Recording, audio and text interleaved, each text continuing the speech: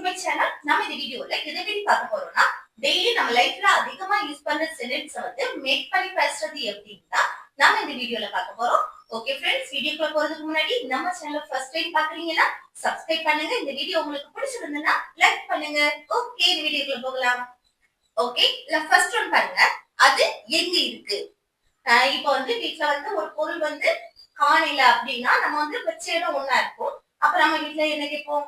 அந்த பொருள் எங்க இருக்கு அப்படின்னு கேட்போமா? ஏதாவது ஒரு பொருள், இப்போ மொபைலா இருக்கட்டும், இல்ல புக்கா இருக்கட்டும், ஏதாவது ஒண்ணு அது எங்க இருக்கு அப்படின்னு கேட்போமா? அப்படி அது எங்க இருக்கு அப்படின்னு கேட்கும்போது எப்படி கேட்கலாம் பாருங்க. எங்க இருக்கு. அப்போ இதுல வந்து எந்த மெயின் வெர்புமே வரல. ஏதோ ஒரு பொருளை மென்ஷன் பண்ணி அதோட பொசிஷன், அது இருக்கக்கூடிய இடத்தை நம்ம மென்ஷன் பண்றோம். அது எங்க இருக்குன்னு. ஓகே, அப்போ அந்த இடத்துல நம்ம பி வெர்ப் தான் மெயின் வெர்பா வரும். அல்ல மெயின் வெர்பு வராது. எங்க இருக்கு. ஓகே, எங்க இருக்கு அப்படின்னு சொல்லும் போது அங்க என்னது? பி வெர்ப தான் நம்ம மெயின் வெர்பா யூஸ் பண்ணுவோம். பி வெர்ப் என்ன? am, is, are, was, were, will be.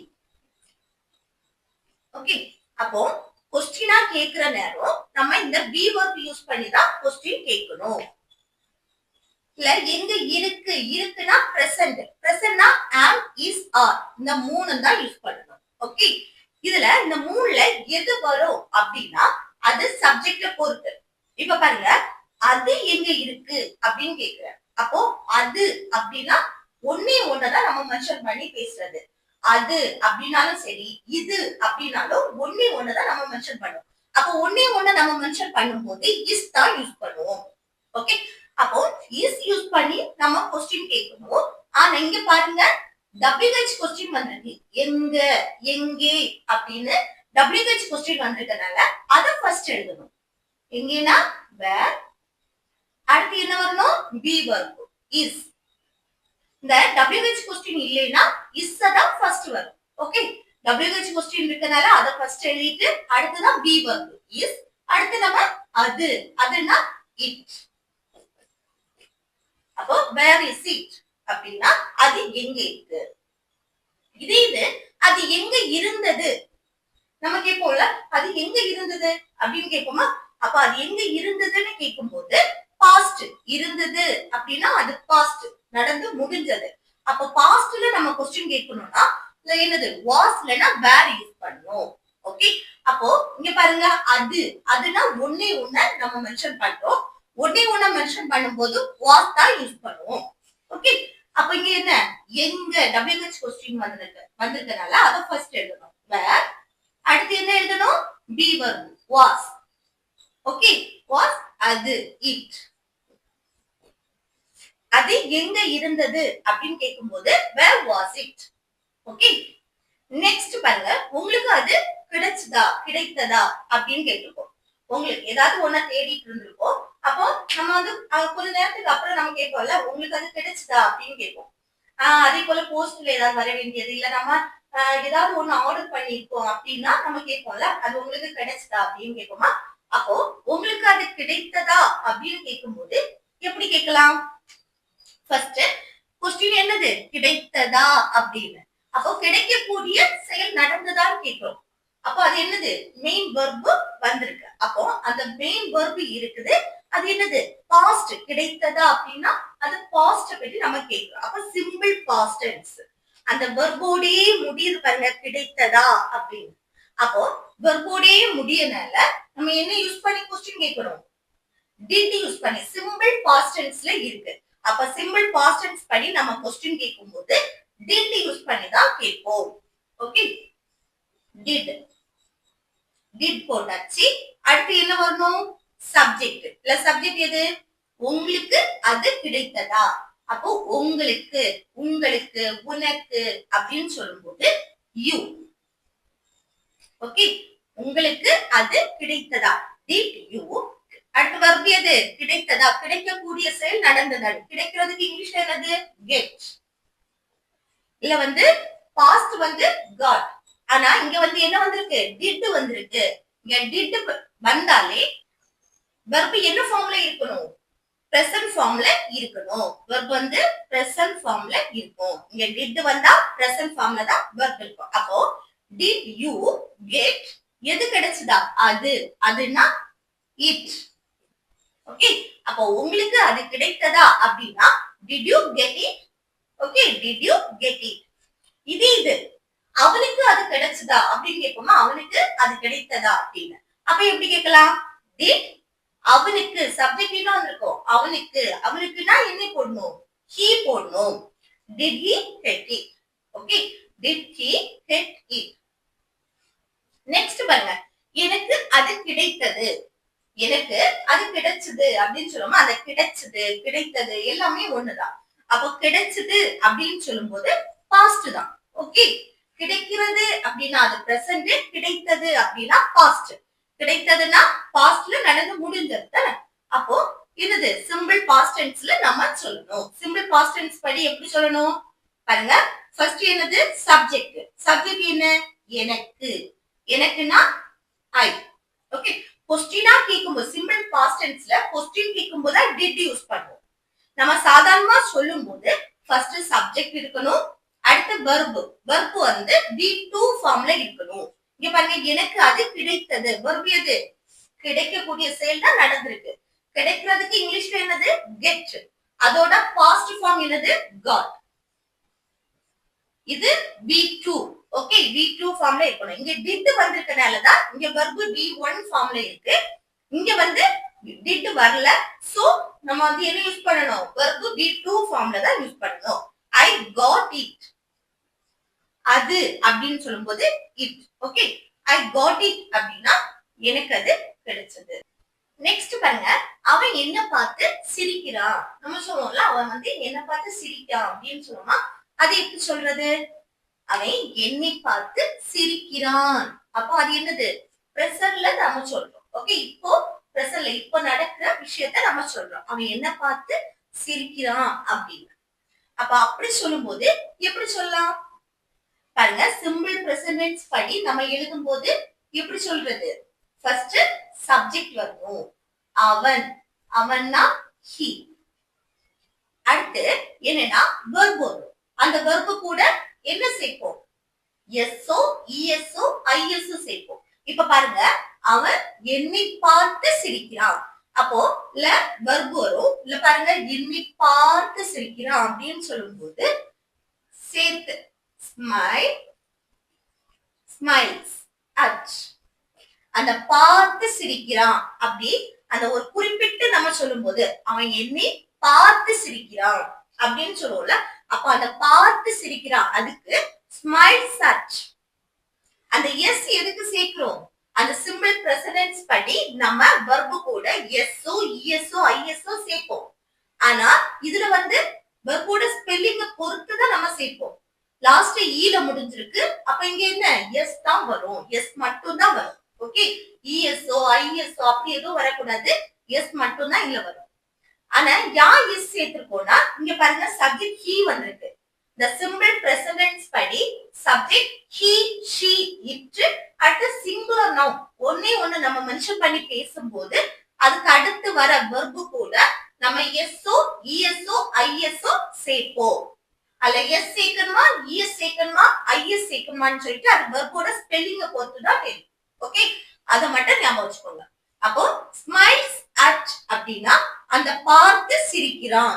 அதுக்கு நம்ம ஸ்மைல்ஸ் அட் போடுறோம். அடுத்து யார பார்த்து? என்னை. என்னைனா மீ. ஓகே, அப்போ அவன் என்னை பார்த்து சிரிக்கிறான் அப்படின்னா he smiles at me. Okay, அடுத்து அவன் என்னை பார்த்து சிரித்தான். சிரித்தான் அப்படின்னா பாஸ்ட்ல நடந்து முடிஞ்சிருச்சு. பாஸ்ட்ல நடந்து முடிஞ்சத பத்தி நம்ம கொஸ்டின்ல பாஸ்ட்ல நடந்து முடிஞ்சத பத்தி நம்ம சொல்லும்போது எப்படி சொல்லுவோம்?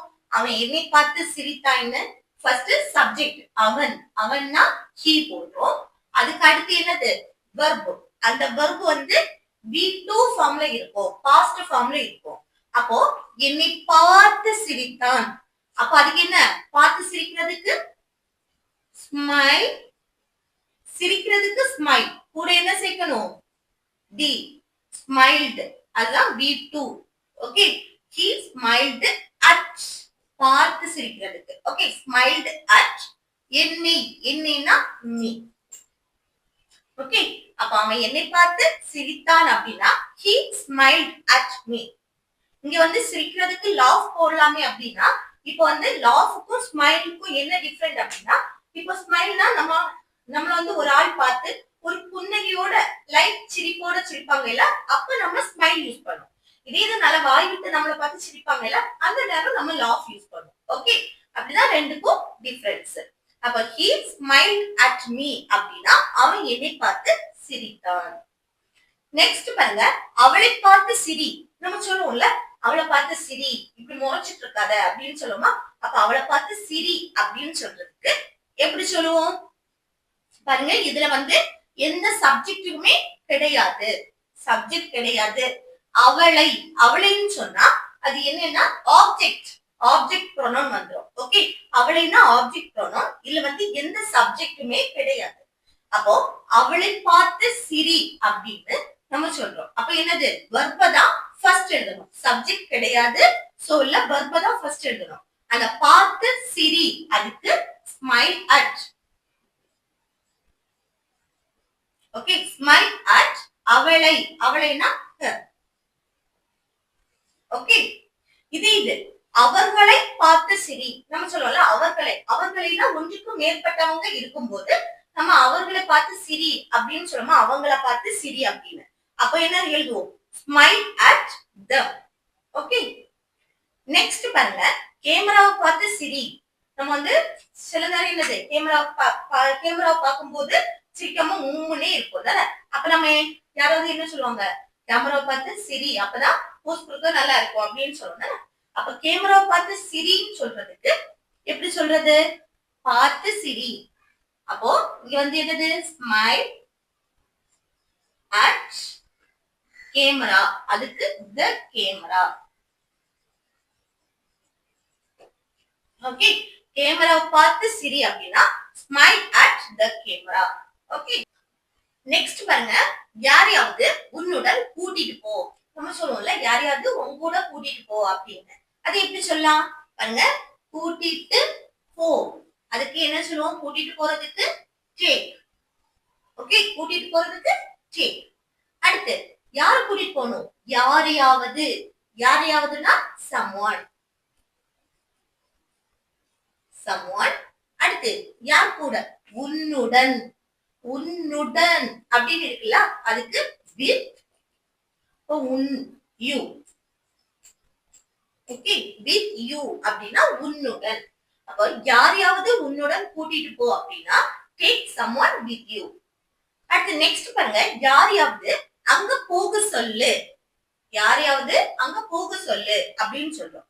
அப்போ இது வந்து ஸ்ட்ரைட்டா அவங்க கிட்ட சொல்லாம இன்னொருத்தர் மூலமா இன்ஃபர்மேஷனை பாஸ் பண்றோம். அந்த நேரம் சொல்லு அப்படின்னு சொல்லும் போது அங்க என்ன யூஸ் பண்ணணும், ஆஸ்க். அந்த சொல்லு, அதுக்கு ஆஸ்க். அடுத்து யாரையாவது someone, அதுக்கப்புறம் என்ன, போக, மெயின் verb. யாரையாவது அங்க போக சொல்லு, அப்போ அந்த சொல்லு அதுதான் ஃபர்ஸ்ட் வரும், ஆஸ்க். யாரையாவது someone. அடுத்து verb போக, அந்த போக, எழுத, படிக்க, இந்த உச்சரிப்பு எல்லாமே என்னது, இன்ஃபினிட்டிவ். அதுக்கு என்ன, to, போறதுக்கு இங்கிலீஷ்ல go. அப்போ to go அப்படின்னா போக, எங்க போக, அங்கே, அங்கேனா the. ஓகே, அப்ப யாரையாவது அங்க போக சொல்லு, அதுக்கு ask someone to go there. Next பாருங்க, யார் முதலில் வந்தது. நம்ம கேட்போம்ல, யார் ஃபர்ஸ்ட் வந்தா அப்படின்னு கேட்போமா. அது எப்படி கேக்குறது பாருங்க, யார், யார்னா who. அடுத்து இதுல வந்து என்னது, சப்ஜெக்ட் கிடையாது. யார், who அப்படின்னு கேட்கும் போது சப்ஜெக்ட் வந்து இருக்காது.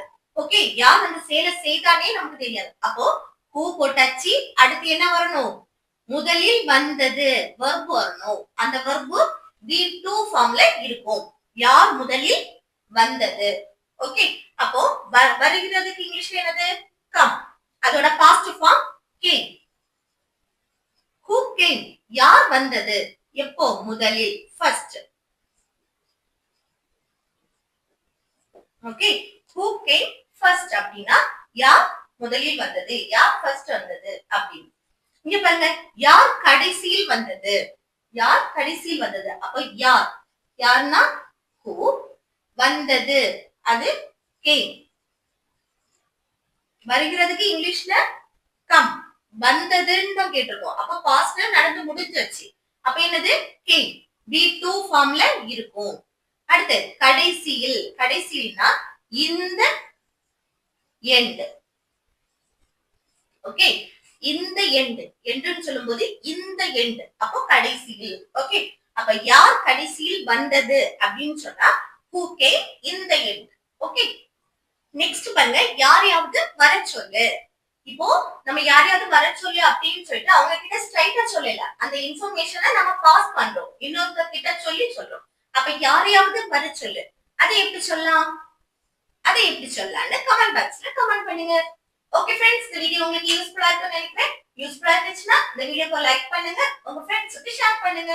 Okay, thank you.